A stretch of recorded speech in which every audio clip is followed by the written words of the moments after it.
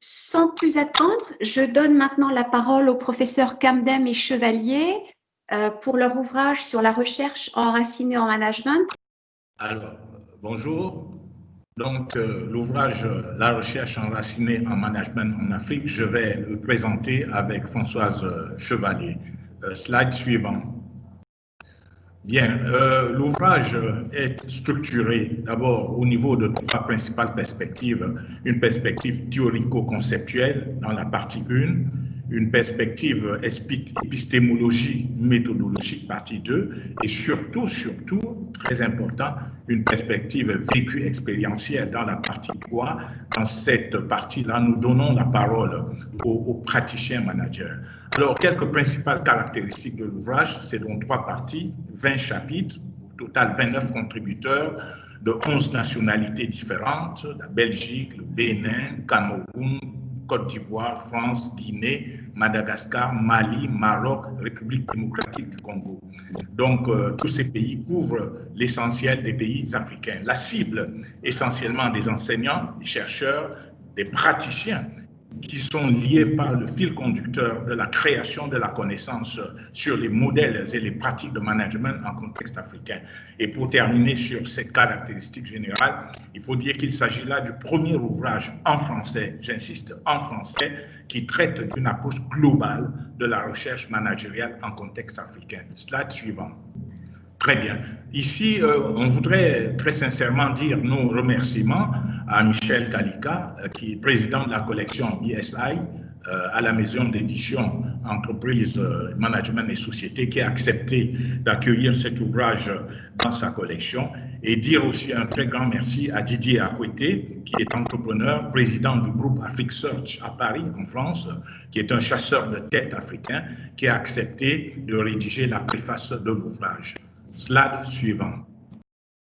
Très bien. Alors, nous sommes 3 coordonnateurs. C'est un ouvrage collectif. Je n'ai pas besoin de présenter les 3 coordonnateurs puisque tous les 3 nous sommes impliqués dans les activités scientifiques du Business Science Institute.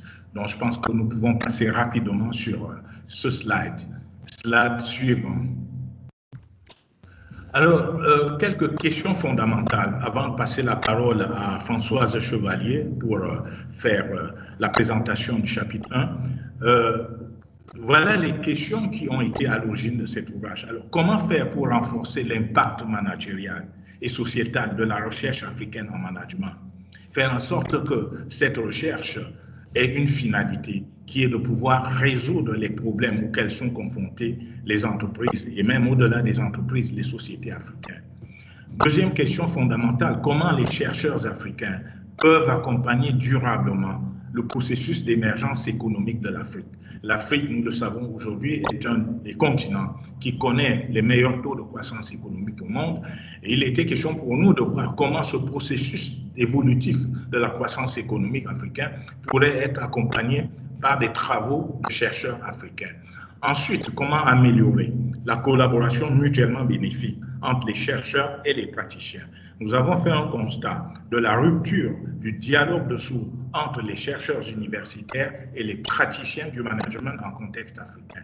D'où l'idée de pouvoir rapprocher en quelque sorte ces 2 catégories d'acteurs. Ensuite, comment faire parler les praticiens africains comme des acteurs incontournables de la création de la connaissance en management?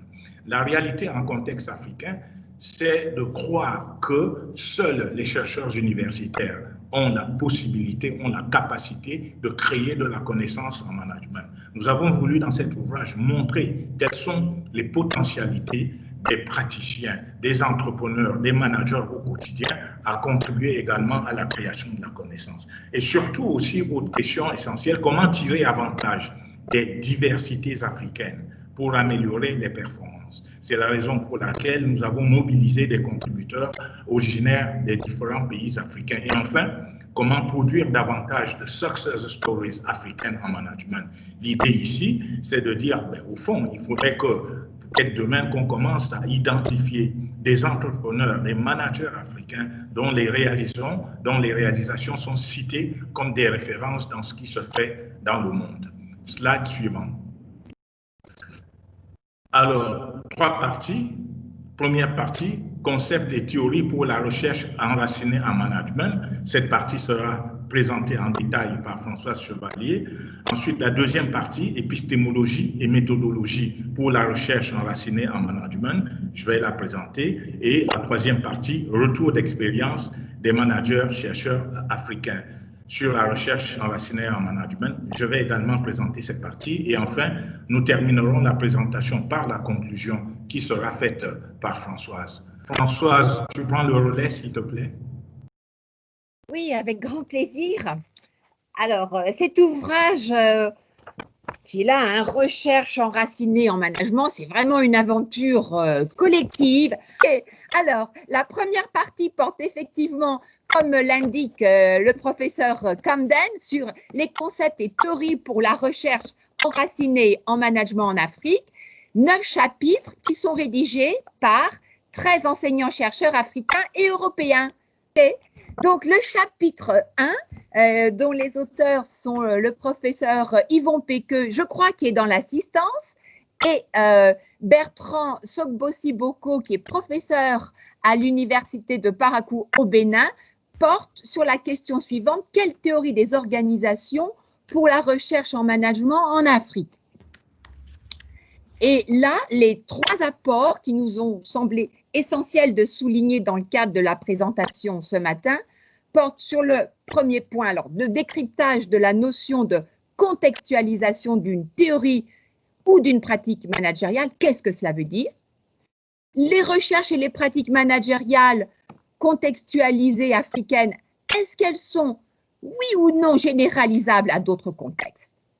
Voilà, parmi les questions. Pour le chapitre 2, écrit par le professeur Jean Biwole Fouda de l'université de Naoundéré au Cameroun, eh bien, s'intéresse à la recherche enracinée dans le contexte entrepreneurial africain. Quels concepts peut-on mobiliser et quelle théorie de management stratégique? Là, 3 points à éclairer: une lecture critique de quelques concepts et théories qui sont utilisés dans la recherche sur l'entrepreneuriat en Afrique, donc une prise de distance. Ensuite, l'analyse et la mise en lumière de 2 concepts mobilisateurs, Ubuntu et Tributaria, concepts d'ailleurs que l'on retrouve dans plusieurs chapitres de l'ouvrage. Et Jean propose, in fine, ce qu'il appelle la théorie du mécanisme conciliateur, qui est inspirée de la tradition de la palabre africaine. Merci beaucoup, Yann. Il y a un timing là qui nous permet de passer au chapitre 3. Alors, le chapitre 3, et vous l'avez sûrement remarqué, beaucoup de chapitres de cet ouvrage sont coécrits par soit 2 enseignants-chercheurs, soit un enseignant-chercheur et un praticien expert du domaine. Et nous avons cherché aussi, dans le cadre de la ligne éditoriale, avec le professeur Emmanuel Camden et le professeur Marielle Payot, nous avons cherché aussi à associer non seulement des domaines d'expertise différents, mais aussi des pays différents. Alors ici, les auteurs sont le professeur Lovarina Rabon Harrison Lalo, je ne suis pas sûre d'avoir mis le bon accent, et Jean-Luc Serdin, qui est professeur à l'ESSEC, donc ESSEC et puis École de Management de Strasbourg. Alors là, ils s'interrogent, ces 2 collègues, sur les concepts et théories portant sur la GRH en Afrique. Et leur question: quelle perspective pour la recherche sur la carrière et la mobilité africaine à l'international? Alors, ils sont partis dans leur chapitre d'un constat, c'est le premier rapport, c'est celui de l'exode scientifique des chercheurs africains. Des chercheurs africains dont ils se sont interrogés sur leur devenir et sur les modalités de réussite de ces chercheurs africains dans le contexte international. Le chapitre se clôture par l'analyse des possibilités de contribution au développement de l'Afrique des diasporas scientifiques, managériales et entrepreneuriales africaines.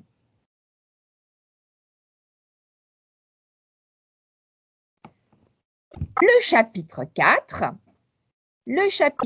donc, qui s'interroge toujours sur les concepts et les théories permettant de développer une recherche enracinée en management en Afrique, eh bien, lui porte sur un autre domaine. Ça n'est plus l'entrepreneuriat, mais c'est cette fois le management interculturel et le management de la diversité. Et ce chapitre met en exergue l'actualité d'un concept clé que l'on retrouve là aussi dans de nombreux chapitres de l'ouvrage, qui est le concept de l'ethnicité. L'auteur de ce chapitre, c'est notre collègue, professeure Suzanne-Marie Aptitsa. Suzanne met en relief, là aussi, 3 points.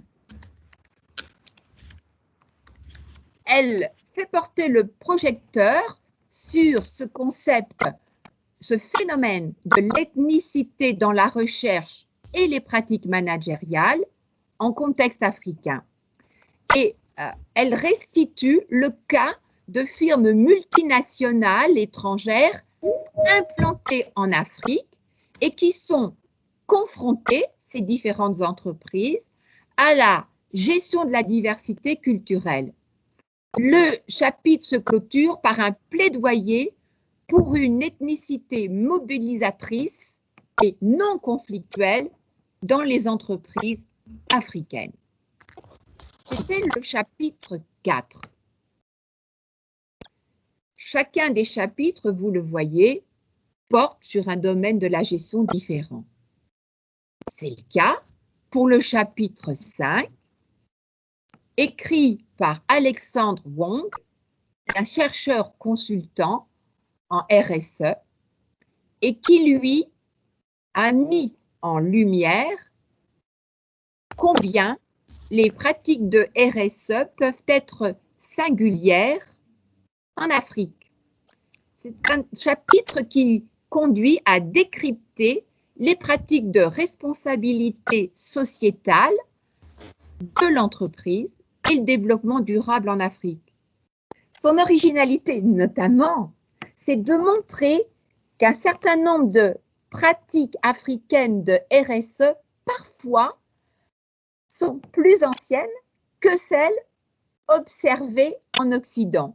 Donc, son chapitre aussi nous invite à revisiter nos propres pratiques de RSE dans les entreprises occidentales.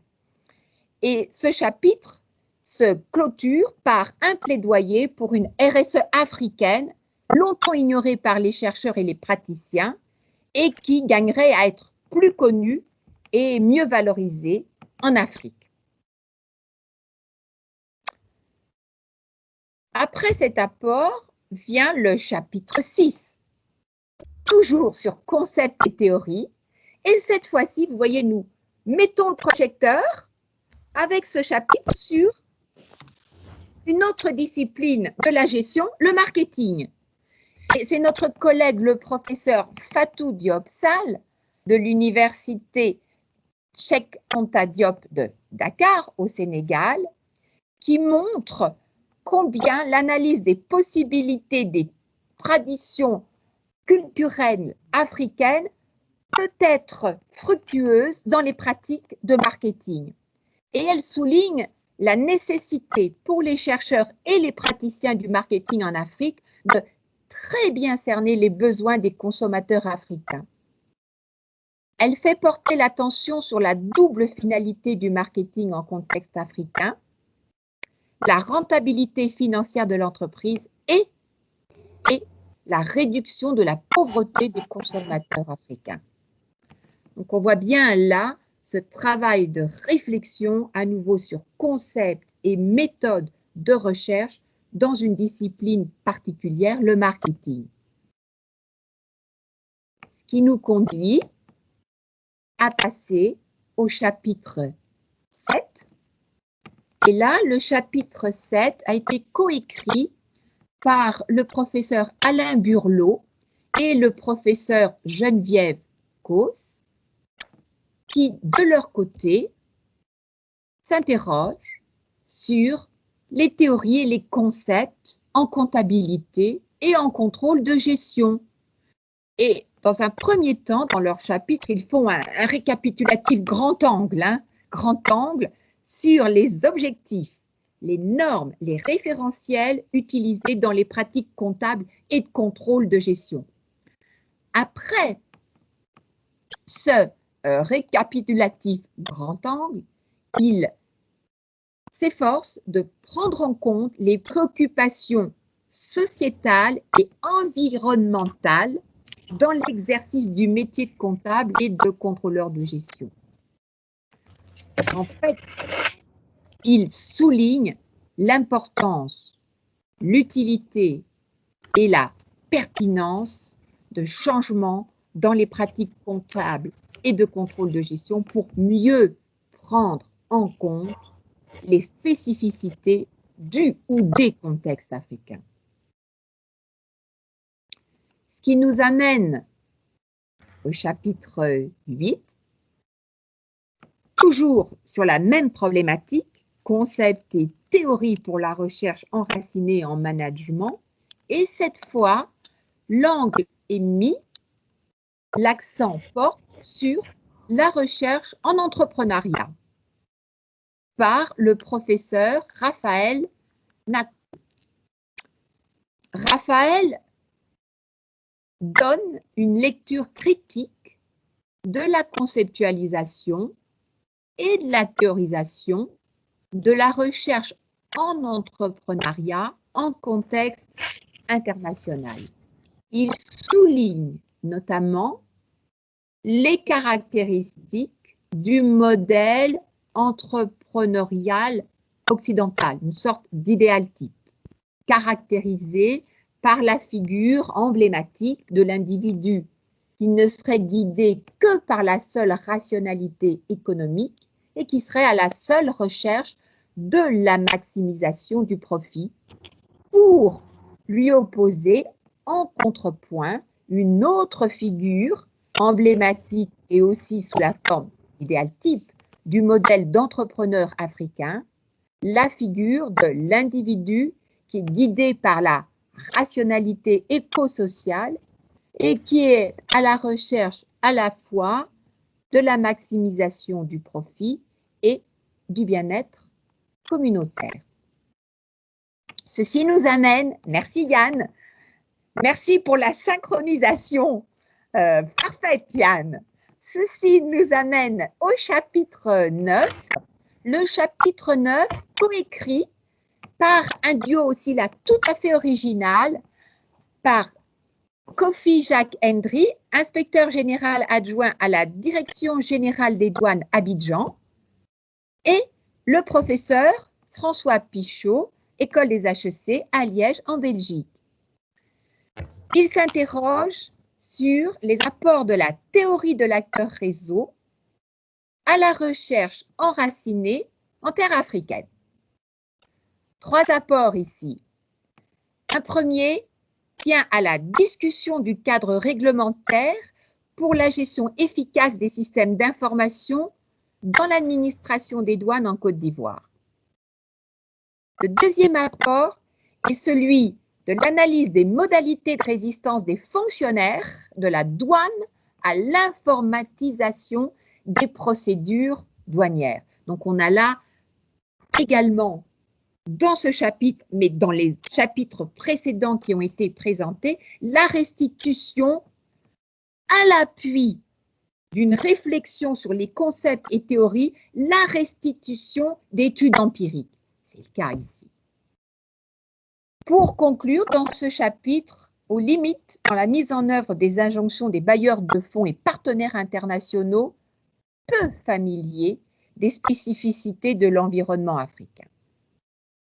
Autrement dit, si l'on cherche maintenant à faire un zoom arrière sur cette première partie, concepts et théories pour la recherche enracinée en management en Afrique, qui a balayé différents domaines de la gestion, eh bien, apparaissent, en fait, émergent de nouveaux concepts, mais aussi, dans cette première partie, la mise en lumière d'approches qui, suivant les disciplines, semblent plus appropriées à la recherche en Afrique.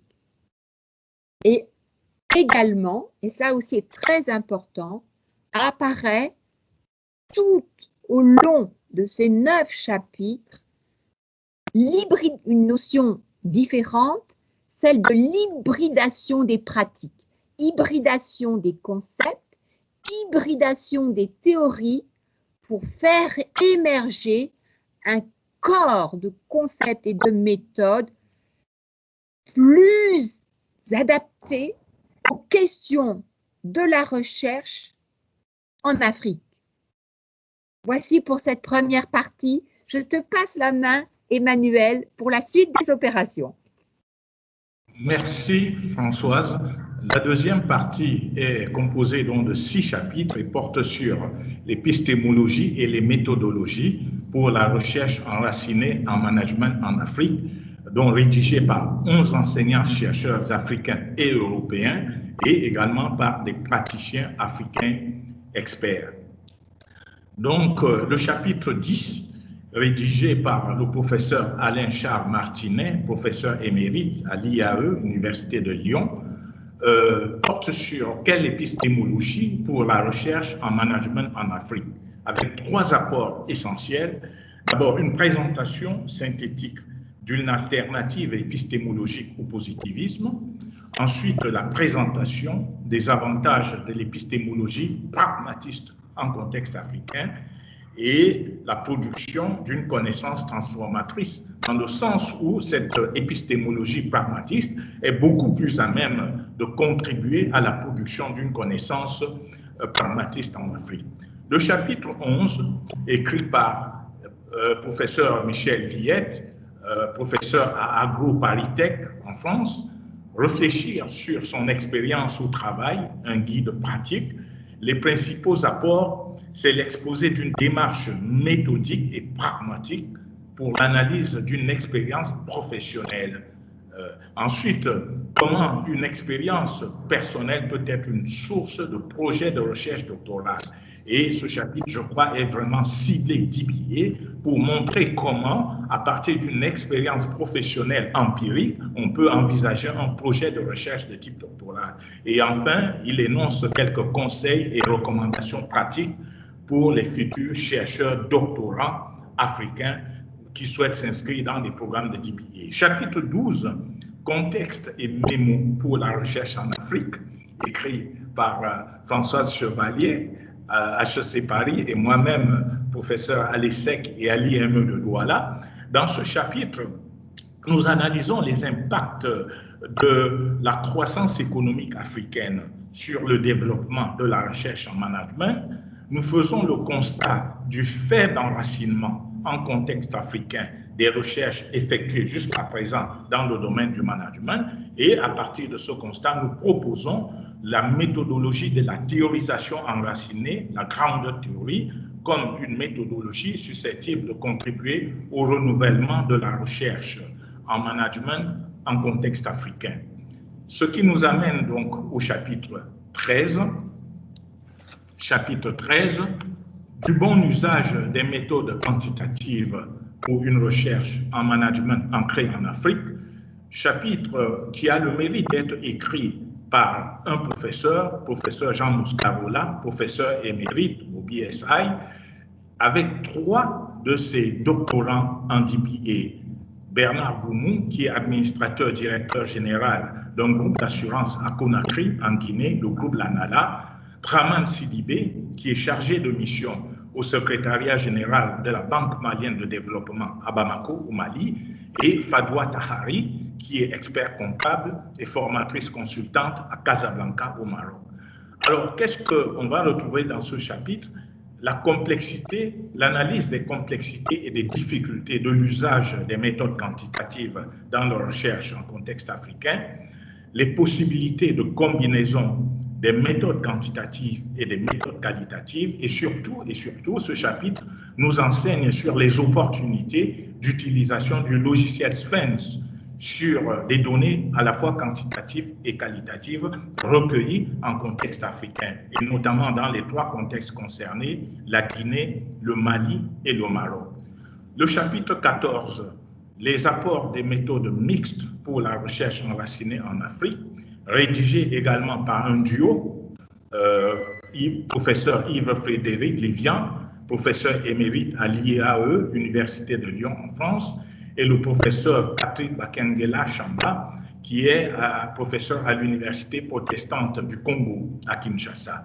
Les 3 principaux apports de ce chapitre, c'est la remise en question des oppositions apparentes entre les méthodes quantitatives et les méthodes qualitatives, c'est l'analyse des avantages de l'utilisation des méthodes mixtes de recherche qui combinent à la fois le quantitatif et le qualitatif, et c'est surtout les illustrations avec des exemples concrets empiriques dans différents pays africains, Bénin, Burkina Faso, Cameroun et Mali. Ce qui nous amène au chapitre 15, sur les apports des méthodes d'analyse des réseaux pour la recherche en management en Afrique, rédigé par le professeur Chantal Führer de l'Université de La Réunion, à l'île de La Réunion. Les 3 principaux apports de ce chapitre, ce sont les possibilités d'utilisation de la méthode d'analyse des réseaux sociaux dans la recherche en management, là également avec des applications à 3 champs théoriques africains, celui de l'Ubuntu, dont on a déjà parlé, le champ théorique de la circulation en management, la fameuse théorie circulatoire africaine, et également le champ théorique de l'analyse de l'ethnicité en contexte africain, et la proposition qu'elle fait, professeur Führer, d'un modèle de guide pratique pour le bon usage de cette méthode en contexte africain. Ce qui nous conduit au chapitre 16. Chapitre 16. Yann, s'il te plaît. Chapitre 16 sur... et là, nous sommes déjà dans la 3e partie de l'ouvrage. 3e partie qui rassemble les contributions essentiellement rédigées par des praticiens. Donc, c'est d'abord le chapitre 16, concevoir et conduire une recherche doctorale PhD en management stratégique en contexte camerounais. Il est rédigé ce chapitre par Charlemagne Kwekam, qui est ingénieur polytechnicien et qui est directeur général de la filiale camerounaise du groupe de la multinationale française Engie, qui est spécialisée dans la production et la distribution énergétique. Alors, les 3 principaux apports de ce chapitre, c'est d'abord la présentation de l'expérience de recherche doctorale en management stratégique. Ensuite, M. Charles Kwekam tire les enseignements de son expérience de chercheur et en fait, il montre aussi les analyses perspectives de contribution du manager africain à la création de la connaissance à partir de sa recherche doctorale en PhD. Ce qui nous conduit au chapitre 17. Le chapitre 17, rédigé par Blaise Marie Wafo, qui lui aussi est ingénieur polytechnicien, entrepreneur à Douala au Cameroun, chapitre intitulé « Témoignage d'entrepreneurs-chercheurs sur la conduite d'une thèse doctorale d'IBA en management par projet ». Donc, c'est un entrepreneur camerounais qui a choisi de faire un DBA. Et que nous apporte ce chapitre? D'abord, la présentation de son expérience de l'auteur sur la recherche entreprise dans le domaine du management par progrès. Et le principal enseignement qu'il tire de cette recherche, c'est la distinction qu'il propose de faire entre le management de projet, qui est une activité de recherche, et le management par projet, qui est une méthode de recherche.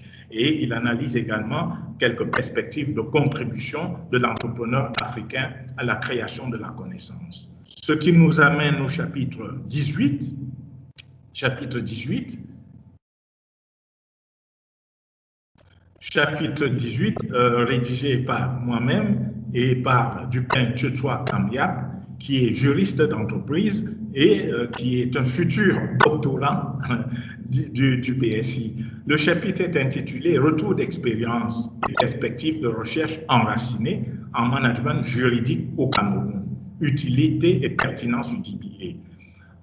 Alors, les apports de ce chapitre, c'est d'abord l'analyse des écarts considérables entre les prescriptions des firmes multinationales et les modalités d'application en contexte africain. Lorsque les firmes multinationales prescrivent, par exemple, des normes de régulation qui sont transférées en contexte africain, cela pose un problème d'adaptation. Et deuxième enseignement, c'est l'universalité versus la contingence des normes et des systèmes juridiques élaborés par les firmes multinationales et transposés par les filiales africaines. Et in fine, ce contributeur se propose donc de faire sa thèse de doctorat en DBA sur le sujet. Chapitre 19, conduire une recherche en management interculturel en contexte africain, retour d'expérience sur le projet de redressement de l'entreprise publique Dakar Marine. Il est écrit ce chapitre par Tidjane Sylla, qui est conseiller en organisation, qui est ancien ministre au sein du gouvernement sénégalais, qui présente une expérience, son expérience personnelle comme directeur général de l'entreprise Dakar Marine, cette entreprise engagée dans un processus de restructuration. Il fait une critique de l'approche culturaliste dans la recherche en management interculturel et il présente les perspectives de contribution du dirigeant africain à la création d'une connaissance qu'il qualifie d'actionnable et de légitimée. Et enfin, le chapitre 20, réformer l'administration publique camerounaise, un défi de la recherche enracinée en management, par le professeur Viviane Ondoura Diwoulé, qui est consultante en administration publique et professeur à l'université de Yaoundé 2 au Cameroun. Alors, trois principaux apports, c'est la présentation de son expérience d'élaboration et de mise en œuvre du New Public Management dans la fonction publique camerounaise. En fait, ce sont les bailleurs de fonds, Banque mondiale et FMI, qui ont instruit le gouvernement camerounais d'introduire ce fameux nouveau management public. Elle identifie quelques causes des échecs de cette expérience, parce qu'en réalité, l'expérience n'a pas réussi. Et de cette analyse, elle montre les divergences des visions et des pratiques managériales des principales parties prenantes de ce projet, les bailleurs de fonds, les dirigeants d'administration locale, les fonctionnaires, supposés appliquer cette innovation managériale à laquelle ils n'ont pas adhéré. Donc, en résumé de cette troisième partie, il s'agit de retour d'expérience de manager dans laquelle, partie dans laquelle nous donnons la parole aux managers pour présenter leurs expériences, pour apporter leur contribution à la production de la connaissance et, bien évidemment, pour susciter des impacts managériaux transformateurs des organisations et des sociétés africaines. Et je repasse la parole à Françoise pour la conclusion de l'ouvrage. Alors effectivement, donc cet ouvrage avec ces trois parties que nous venons d'évoquer avec Emmanuel, alors sans oublier le professeur Marielle Payot qui a coordonné avec nous deux cet ouvrage, eh bien en termes de conclusion, d'une part, l'idée de montrer l'impact managérial et sociétal de cet ouvrage et de tout ce travail qui a été fait.